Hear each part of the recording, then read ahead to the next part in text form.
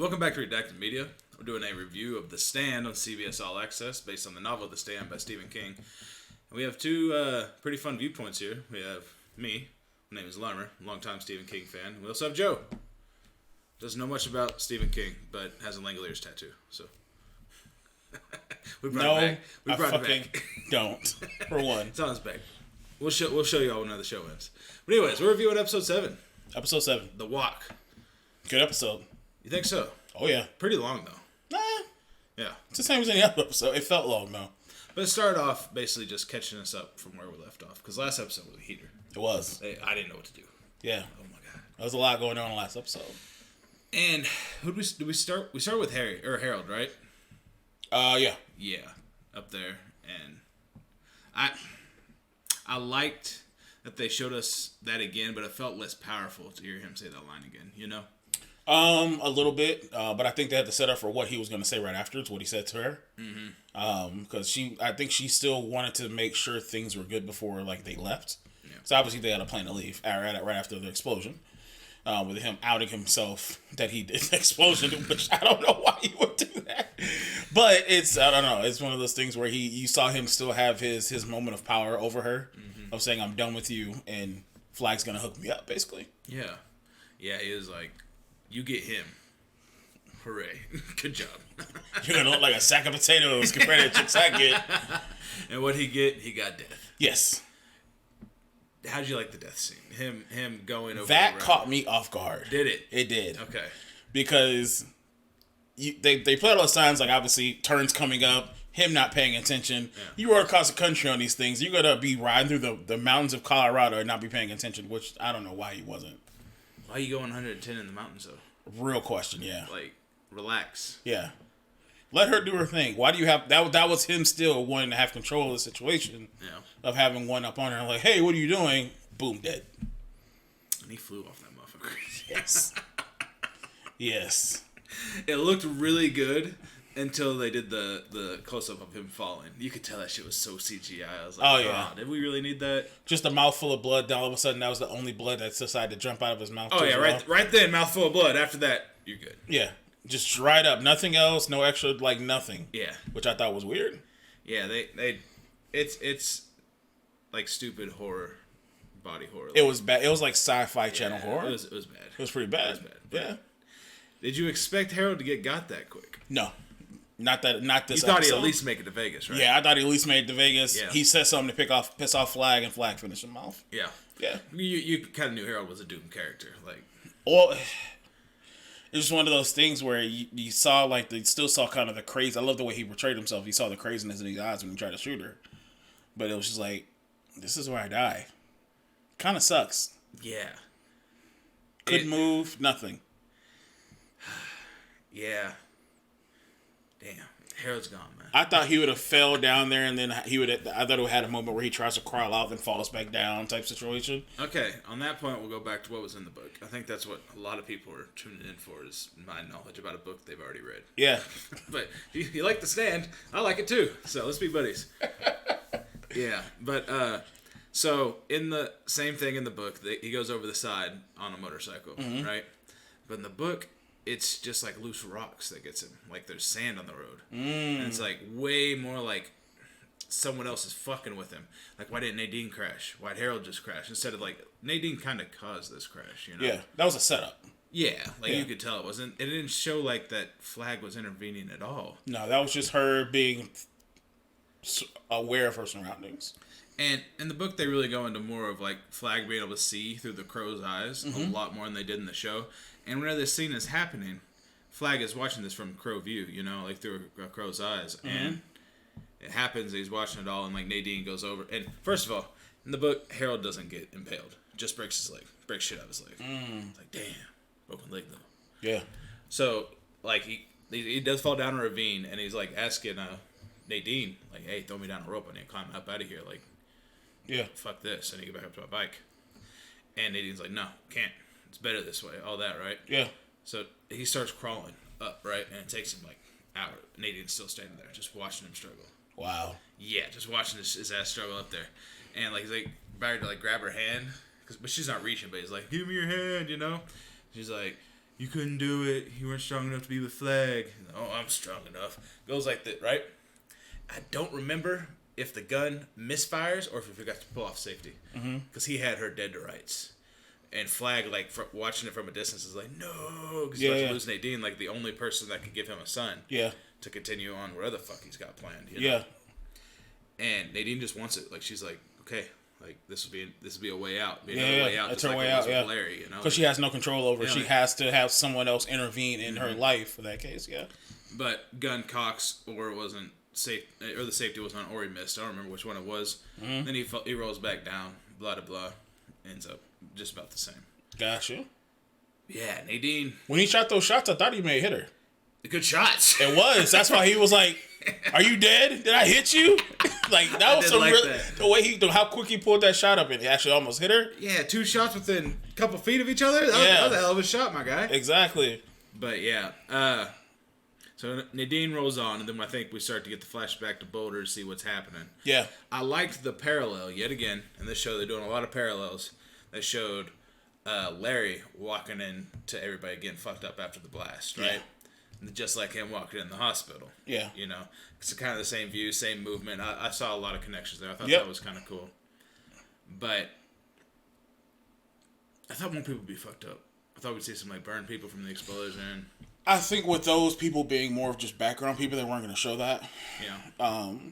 Obviously, the people that got hit the worst are not going to be around other people. Yeah. They're going to be like ICU type situations. Yeah. Like Fran had her own room type shit. Yeah. Which I thought was weird, a little weird. It probably wouldn't be that way. She was just asleep and had like a cut on her face. Yeah. Ouch. It was one of the... How'd she even get hit in Stu's spine? Stu was in front of her. Exactly. So I don't know. It was one of those weird things, but I don't know. It's leading up to the whole Mother Abigail conversation. Yeah. What a way to go.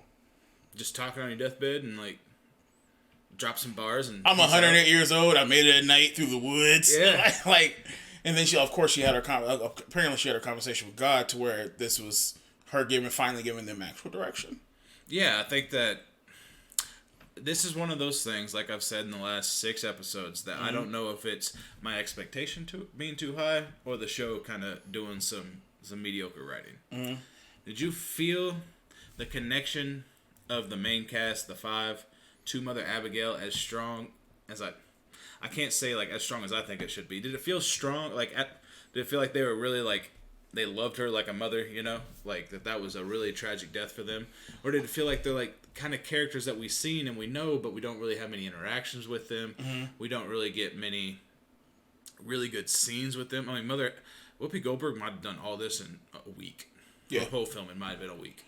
I would say you're at a point now of being in the story to where, yes, it was a significant death to them. That's the reason nobody questioned on the fact that they're going to walk across Colorado and Utah and Nevada to Vegas on foot with nothing else on their back when they first leave. No one questioned it. So I think that was a significant part behind it.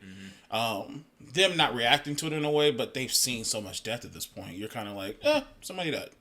I didn't really necessarily mean, like, did the characters look like they were feeling enough? Did you feel enough of a connection to the characters, to Mother Abigail? You know, like, did Mother Abigail's death seem, in the book, like, maybe I'm remembering the book too fondly, but it felt bigger. It felt grander that, like, holy shit, like, she's fucking dying. Like, this is a wrap for they didn't. It was one of those things where I feel like it wasn't a big enough of a build-up for her to die. Obviously, we saw bits and pieces. Like when they finally it felt bigger when they finally introduced her, not when she died. Yeah, because obviously, a 108-year-old woman in the cold, we knew she was gonna die. It was just one of those things that was going to eventually happen if they were going to continue the story. Because her story isn't going to be her against Flag; it's the people against Flag more so than anything else. Yeah. So that connection it wasn't as big of a situation of her dying in a way. In the book, obviously you said there was a bigger thing when she died. It felt bigger to me. Like, it was kind of beat for beat what happened. But you're always going to get more from a book. And I'm just hoping that those feelings I had first time reading this book is now in some way not exponentially less for a first time viewer. Gotcha. You know, that's what I'm saying. Like, I don't feel it as big. Like, I can go back and reread the book and I'll be like, damn, like, big scene. It's just crazy. But it was also the first like action that happened.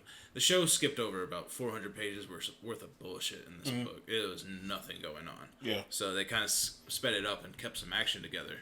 But kept the spark notes in some ways. Yeah. In the same vein though, was what about Mother Abigail saying that Nick was like her chosen one to lead? Did that feel like it come out of left field for you? A little bit. A little bit, right? There wasn't. He didn't get enough. I don't think Nick got enough screen time. Enough. We got his backstory, which I think added some a big chunk to him. Mm-hmm. But at the same time, I feel like I don't feel as strongly as I do like Stu. Yeah. Or Larry. Yeah. Stuff like that. Which Stu and Larry are both major players, but like, I think they could have spent some more time with Nick and really developed his character to where that death would have hurt more. Yeah. You know, because like him writing in his book, giving more demands, saying this, having those moments. Like I understand Stu is kind of a more important person. Everybody kind of leans to him more so, but everyone's there because of Mother Abigail. You think they'd look to Nick first if he's the person. Yeah, exactly. Like we always understood that he was Mother Abigail's right hand man, but like there was so much going on in that bedroom that maybe they'll make it make sense. Maybe they'll do a flashback, whatever it may be. But it always seemed like we weren't watching the characters like as a show. It felt like I was in the room and not really knowing what the fuck is going on, but everybody else knew what was going on. You know? Yeah. It's like, okay, so he's top dog, cool. Like I need to pick that up, but I didn't really have anything told to me from the show that where I felt that. I was just told a lot of things on this show, but I wasn't able to like come to a conclusion myself. So that makes some sense. But you said that, you know, that we really care about Stuart Redmond. So is Mother Abigail. She chose him as the next one. Yeah. You know, heir apparent. And he said, "Fuck it, let's roll." Yeah. They don't think twice about leaving. Nope. That's a big old discussion in the book. Didn't give it a week or nothing. Franny is pissed whenever they leave in the book. Really? Heated. So mad about losing Stu. Like, she, like, says, like, "Nah, fuck it. You're not going. We don't gotta listen to this old hag. Da-da-da." And, like, she's mad. I think any woman understanding would be mad. Maybe they didn't want to play into the woman in the window trope, you know, of, like,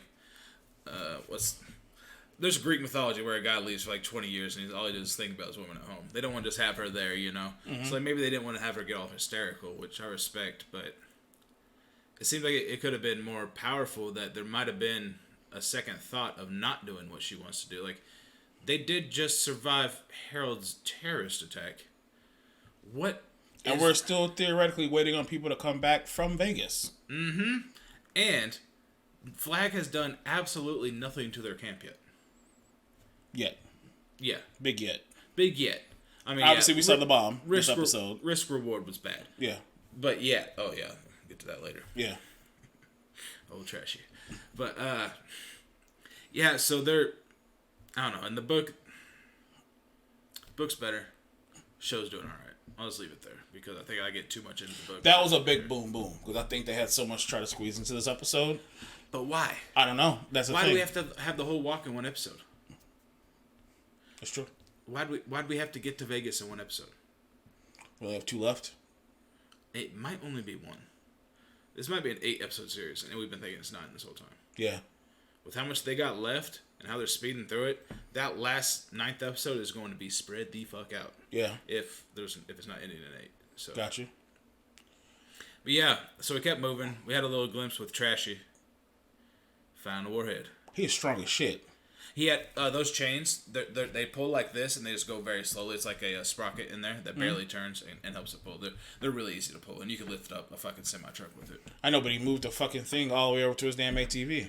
Oh, that too. I don't know how the fuck he did that. That's what I'm saying. Yeah. He just... Best.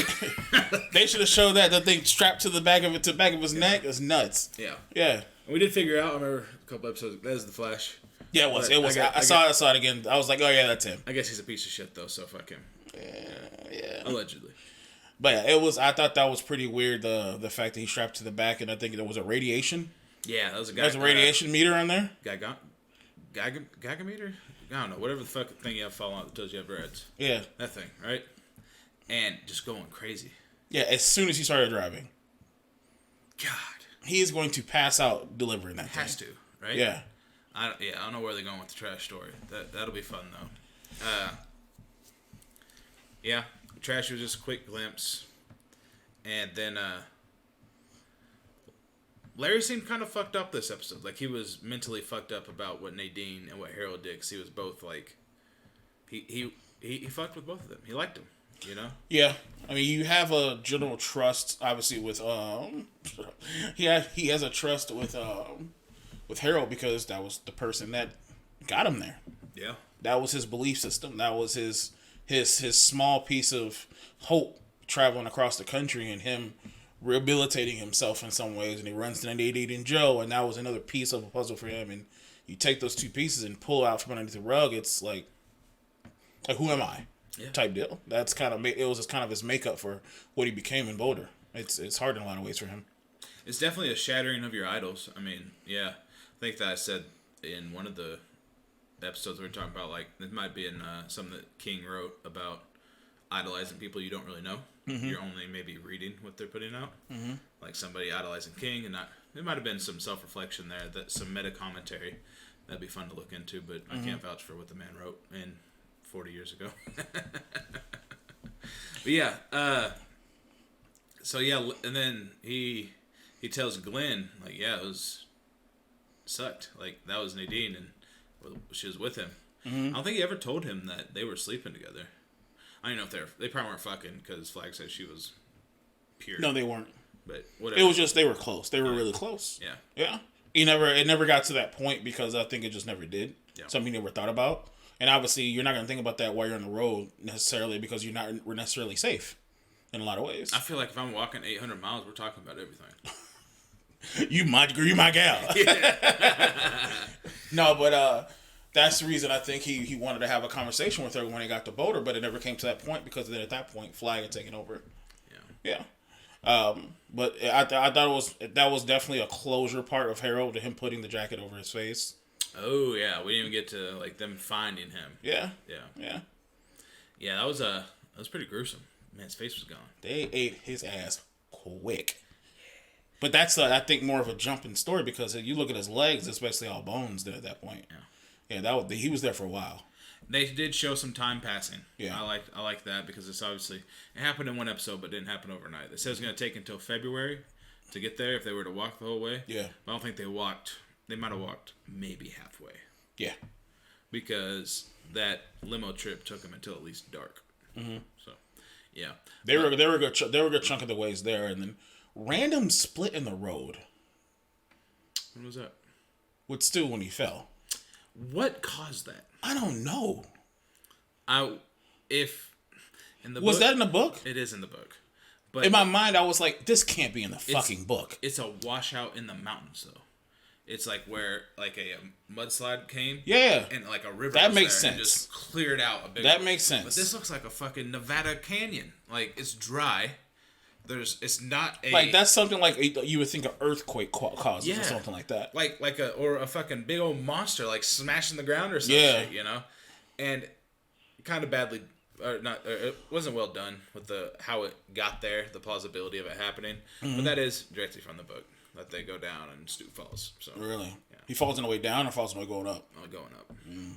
And same thing. He's first one down and sends them up first so he can watch Glenn. That's crazy. Yeah. That sucks. Yeah. He broke his leg. That was gruesome. Yeah, it's his knee in the book. Yeah, and it's the way he describes it is just disgusting. The way King does like blunt injuries like that, where like, people just get fucked up. Yeah, bones sit down, whole 9 yards. Oh no, it's just knee. It just turns into like applesauce. Oh, no, his whole knee. Yeah, it's disgusting. Oh, ligament's gone type situation. Yeah, it's like his knee isn't there anymore. It's just like a bowl of pudding where his knee should be. That's disgusting. Yeah, that's disgusting. Gross. I've seen a lot of knee injuries in my life, and it ain't never pretty. They definitely hint at the whole pill scene for a long time, though. King writes that amazingly in the book. Yeah. Glenn starts popping pills because he's tired of walking. Yeah. You know, his back hurts. He's way older. Maybe not way older, but he's retired. He looks older. Think about walking 800 miles. Don't want to think about it. Pop a pill every once in a while. He pops a pill and he gets up and they bury the trash. There's a lot of other cool, like, I liked how they were talking to each other on the road, and it felt like some good exposition, some good explaining what's going on, you know? Mm-hmm. And I think that we could have had that element throughout this show so much more whenever we're trying to get to Boulder. Without making it corny, you know, without... I think in a lot of ways, though, this is the issue with the limited amount of episodes. We could have gotten so much more in those certain moments. Like, when they're walking, in my mind, I'm thinking, okay, they're walking so-and-so, however long distance or whatever it may be. You see them go over these fucking hills and valleys and mountains and shit. Just follow the fucking road. Yeah, why were they were walking through, like, a cattle field one time. Yeah. It's like, how'd y'all get behind the fence? Or why are you walking to this fence? I thought the same thing. I was like, there are fences to stop people. Why y'all hopping fences? It's a road. Just follow the road. All roads lead somewhere. It's Colorado. Why are you climbing mountains? Just follow the 70.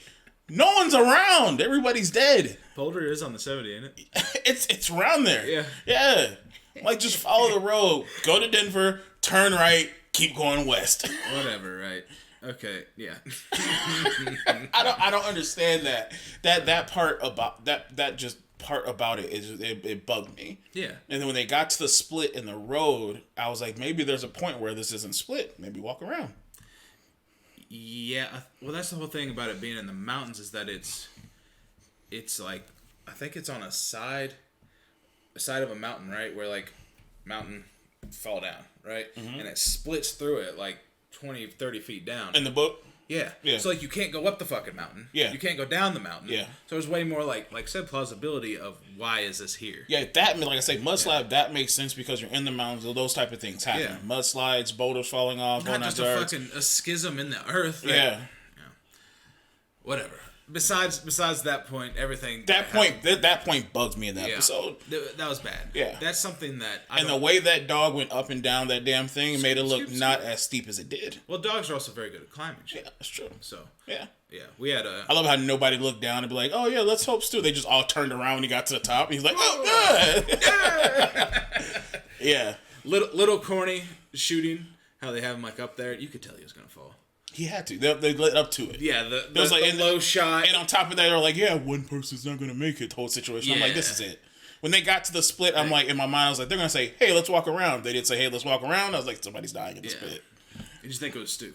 I didn't think it was going to be Stu. Who'd you think it was going to be? I think it was going to be the chick. Yeah. Yeah. Just kill her off. Yeah. we barely even gave you a name. Let's just kill you off, you know.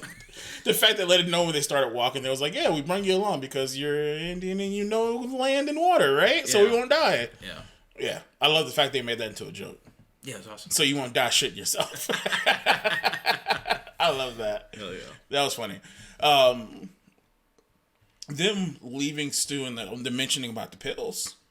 I thought we were gonna have like like him thinking about those type of moments. I don't think he's done yet. I mean, we're gonna go back to. He's not dead yet. I don't think. No. So the dog coming back, I think that's more of a, that's a big thing for me. Yeah. That was a big thing for me. Why'd Kojak go with him instead of going with them? Yeah. It's more so like Kojak watching over him. Like Stu's gonna feel a need, like, hey, I need to watch after Kojak just in case they come back type situation. Mm-hmm. I'm not gonna give up. Yeah. Yeah. I don't know if he could make it. Depends on how far they were. Could he make it there? Say they walked all the way to Vegas. Mm-hmm. They somehow defeated fucking Flag in an epic rock paper scissors game, and they come walking all the way back. Would Stu make it? Let's say that even if Kojak can help him pick up a rabbit every day, kill a rabbit, bring it back to him, and eats it. Maybe. There's a running stream next to him in the book, so it's like it gives him hope because he can drink. Yeah. Because Kojak doesn't come back for days. Really? Yeah, he's sitting there struggling. It's like he was down in the pit, everybody went up, and all of a sudden it was like not even 30 seconds, Kojak, and everybody's like, Kojak! Yeah. Like, what? The way they edit and the way that they try to do time in this. It feels like they walked 5 feet. Like, Kojak, where are you? Like, what? And it felt like they were a half a state away by the time they lost Kojak at that point. That's what it seemed like. Yeah, but the way they did it in the show was they're 100 yards down the road. Kojak! That part threw me for a loop. Back, hey, Stu, you seen Kojak? What's with you guys? What's going on? Like, no. Obviously, they did it like the book. They just didn't tell anybody the fact that Kojak was going to run all the way back to Stu. Yeah. But I think that's more so kind of playing in the role of like Mother Abigail type things, somebody looking over Stu. Yeah. While he's still in the pit. I can see that.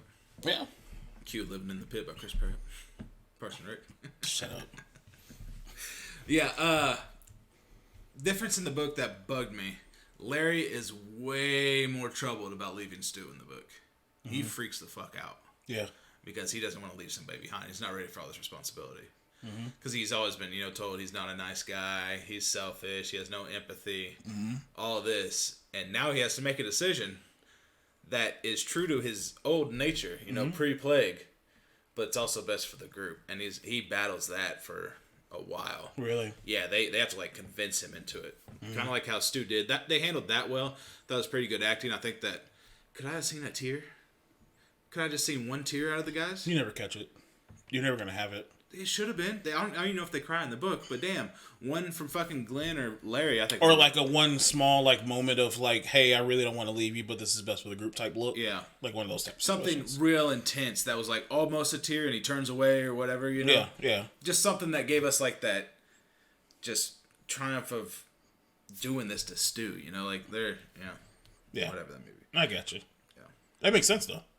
You would want to see something like that, but I think at this point where there are that many episodes in, like I say, everybody is how would you say it, desensitized to death. I could see that, but I also think disconnecting from people, for sure. I think that's what I would play into if I was writing the show, is that if everybody died and you think you're the only person left, like Harold and Francine did, then you find a community. It's not just here's more people. Here are the people that are left in the world, so you'd feel more connected to their lives. Yeah. It's every death means more than it did back whenever we read the news tonight and somebody gets killed on South Broadway. Yeah. Yeah. You read that in Boulder, someone died yesterday. Yeah.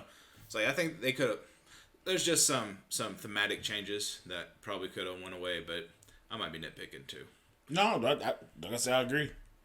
I definitely think I've been carrying this episode and haven't let you talk at all. So no, I'm listening. I'm listening. I didn't know I was going to talk this much, but what do you got? I like having the more so of the book point of view, because like I say, we're getting towards the end of the book necessarily. Oh yeah, we're within the last 100, 200 pages. Yeah. Whereas this is, like I say, it's more of a bigger chunk. I'm just kind of just responding in a way of, this is how I see it, and like I said, I like your point of view with. They kind of brushed off the point of emotion on a lot of sectors, but like I say, once they got to a certain point, you never really see people have mental breakdowns in the show. And I think that this place, if this was real life, full of mental breakdowns. Yeah. Of PTSD, of just seeing an explosion. Yeah. And you'd see Fran have multiple ones. Just the fact she's not the fact that pregnant women are but it's hormonal. No. You see people the fact that you made it to Boulder. You never see people have that mental break of saying, "I'm finally fucking safe from the outside world." In a lot of ways, you only really see it kind of out of Joe a little bit, his stress level. Mm-hmm. You don't see that throughout the anyone else though. It's really weird. I do think they put a lot of chips on Joe.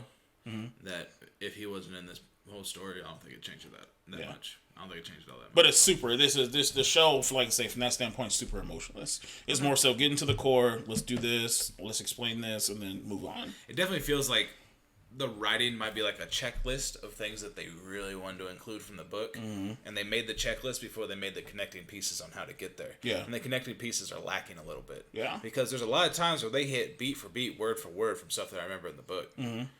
And I think there's some of the connective tissue there, which might be the writers, it might be King writing now, because he wrote on this and his kid helped out. Mm-hmm. That's just not as strong. But maybe, like I said, it might be nitpicking. But going back to something that was note for note, beat for beat, the note that Harold left. Was it? Yeah, very close. He ended it a little bit differently. Mm-hmm. I think he said he wasn't deserving of the name Hawk. He might have signed it, but whatever it was, he has a line that says, "I was misled." Harold Emery Lauder. Yeah. Or then some Hawk, I think. Well, he signed it Hawk in the show. I think he did both, but I always liked that line of "I was misled." That he did say it was under his own free will. He is this troubled character that went through all this, and he think he was doing the right thing, and then just to be betrayed before he even gets the payoff. He got nothing. He took nothing. He put all his chips in and lost in the fucking river. Right away. Basically, yeah. Shit, there it goes. And he's definitely the most what's that called? In a play, whenever it's not happy, it's drama. No, tragedy. He's the most tragic character. This was the biggest death thus far. Yeah. Yeah. Where he go, I'm just saying, like his character, like going through it. You know, like he doesn't deserve a lot of things. You see him fight his demons more than anybody else. He doesn't overcome. He loses at every turn. Yeah. He loses the man card of being, you know, with Franny. Yep. To a guy that's a fucking supermodel. I mean, yeah. Sorry, dude. A random guy you run into because you decided to take a piss. Yeah. That's basically what that was. I get hooked up with Cyclops. See you, buddy. Yeah. Yep. But yeah, and I think every crossroads Harold had, he took the road that would benefit him. Maybe in the end, it would spite his peers, but wasn't the safe one. It was the aggressive one every single time, and he doubled down and doubled down and doubled down. Yeah. Got nothing. Yeah. That's why I've always liked his character, is that he's an interesting just personality, that he's driven to this point. I do believe he's driven. I don't think this is all him just being an evil person. No, he had a deciding factor, and I think of when Nadine finally decided to come to his corner, that was him saying, "This is my way out to something better that I feel I can have more control over." Yeah. Yeah. Yeah, we haven't even talked about Nadine. Nope. What an episode she had. Wow. Wowzers. Wow. Can I start with what I'm really upset they didn't do? What? So outside of, like in Nevada, maybe 50 miles or so from Vegas, she runs out of gas. Mm-hmm. Gets off the motorcycle, says, fuck, I'll walk the rest of the way. She's going a little bit now. Yeah. Gets hot, strips off all her clothes. I don't remember if she's butt ass or she has like a shirt and like pants on. Mm-hmm. She ends up walking, but she's been this fair skinned, like just pasty white girl this whole time. Gets one of the worst described sunburns I've ever heard in my fucking life. Oh, in the book? Yes. Yeah. And she's just taking it like fucking Jesus walking up the hill with a cross on his back. like she's like paying for his sins, like with this fucking burn. It's just a wild thing in the book that, like, being a pasty white guy. You're walking in the middle of Nevada? Yeah, with the shit even reflecting up at you? Yeah. Yeah. Yeah. And then she sees Flag out there, and she doesn't ever, like, teleport like they do in that. It was cool. Maybe it was budgeting issue to get him there. Mm-hmm. Whatever it may be. But he visits her in the desert, and they... What do they call when you do a marriage? When you fucking for a marriage? Consummate. Your marriage, right? Mm-hmm. And it is way more rapey in the book. Yeah. Oh my god, it is smut. Yeah. It's not good writing. I think from seeing it in the show, this episode, she had her moments of doubt. Obviously, he draws her in because she randomly stopped her bike. I don't think she ran out of gas in the show. Yeah, she stopped. She just stopped her bike, and obviously... Did you see the glare? Whenever she was driving, there was like a glare. Yeah. Only thing I thought was Sniper in Warzone. That's all I thought. She saw the glare, and I think at some point those rocks looked familiar, like what people saw in their dream. I could see that too. That's what I thought. I was like, "Is that looks familiar? Kind of what people normally see in their dreams whenever they see Flag, whatever it is." But when he draws her into obviously the penthouse, and she's looking at him and kind of looking him up and down, obviously she sees the dirt on her feet. Yeah. Wait, I'm not here. But I think in a lot of ways is that she physically could not go to him unless she was pregnant. I think that was the moment he was like, "You've done what you've done. You're coming to me. This is my way of bringing you all the way physically to me so I can take care of you and my kid." They did play that "Your Mind" song, like whenever she came out of the night after, the day after. I mean, so yeah, that makes sense. I like that he had to have made her not pure anymore in order to be in Vegas. Yeah, well, not even that. It was I just found it weird that we finally saw Flag for his true self. We saw his true form. What did you think about his true form? Demon right out of hell. Okay. I didn't know if he looked like a burn victim or a demon enough. It looked more so like a burn victim. But like I say, everybody has different interpretations of what a demon's supposed to look like, though. If they would have somehow pulled off what was described in the books, it's so ambiguous and not really described. He has like the head of a dog and a shaggy wolf's tongue and shit. It's fucking creepy. Whoa. Yeah. What I think too as well is obviously the little pin that he wears, the little smiley face, dictates his mood, or whatever definitely. It is, and obviously that was like his happy point. Yeah. because the eyes weren't slanted down and kind of evil type situation. Yep. It was him trying to keep her in that moment to where she feels wanted still. Because I think she has to have that feeling of being wanted from him for him to be able to have her conceive his child. Okay. Yeah. Yeah, and that was because he drove her back to Vegas. Yeah, he appeared. Thought that was fucking weird. Very weird not to just do whatever Flag does to get there. Yeah. But I guess maybe you can't teleport somebody else, whatever it may be. Demon, whatever. The fact that she was literally feeling the kid right away when they got in the car was crazy. Yeah. That was nuts. How big she got by the end of the episode. Did you notice what happened to her when she walked out the elevator? Got stupid ugly. She basically is a walking dead body. Yeah. At that point, the kid is eating her alive. Oh, didn't even think about that. Yeah. Okay. Like on some Twilight type shit. Yeah. Or fucking even like Alien chest bursters. Yeah. Yeah. Xenomorph implanted in you. Like she's all rosy cheek, red lips, lipstick on, the whole 9 yards. Walks out the elevator, walking corpse. I was just wondering if that was maybe like how she saw herself versus how she actually looked. No. You don't think so? You think it was that quickly? No, she got larger as she got out the elevator, I think. Yeah. Okay. As the baby obviously grows, I think it's eating away at her who she is. That baby. It's going to fuck some shit up. I'm just saying. Yeah. We got milk drinking Randall Flagg. Yeah. Yeah, his kid going to be a fucking demon. Boy. Yeah. Yeah. Yeah, she's hurt. Yeah. I honestly think this is like say this obviously we got to the end. That was the end of the episode. Mm-hmm. Predictions wise, for me, not knowing what's gonna happen is it's someone's going to get visited by Mother Abigail. I feel they have some type of situation where, because at this point, being a book reader, they walk to fucking Vegas with no fucking plan. Yeah, they have no understanding of what the fuck they're supposed to do. They don't know if they're supposed to stop Flag, try to kill him, whatever the fuck is supposed to happen. She didn't tell them shit. She just said, walk to Vegas. Yep. That's it. Yep. Someone's going to have some type of outer body fucking experience. Yeah. And I think it's all going to revolve around killing that damn kid. Around Joe? Oh, the kid. Nadine's kid, okay. You have to kill Nadine before she has a kid. And that might be a ticky time bomb with how fast she going. Yeah, they go up the elevator, pop out. Yeah, let's do something here, right? Yeah. Yeah. I think that's going to be a big piece of it. Is something has to be done to that child because Flag. I still feel like Flag's time may be limited for us. I see that too. Yeah, because he hasn't used any extent of his power really. What does his power entail? You know, he can float and like teleport. That's basically all we got. And kind of like an all-seeing eye through crows type shit. Yeah. Yeah. So I don't know. What did we miss? Did we miss anything? I feel like we've been talking for a while, but also feel like I missed something big. No, we went over everything. Okay. Still in the pit. They left. Get in the pit. They left Boulder. We talked about the bomb. Nadine. Abigail died. The rat woman was looking hella spiteful of her. Yeah, she was looking scared or something. She was looking she looked upset more than anything else. Was she looking? Because she was pregnant.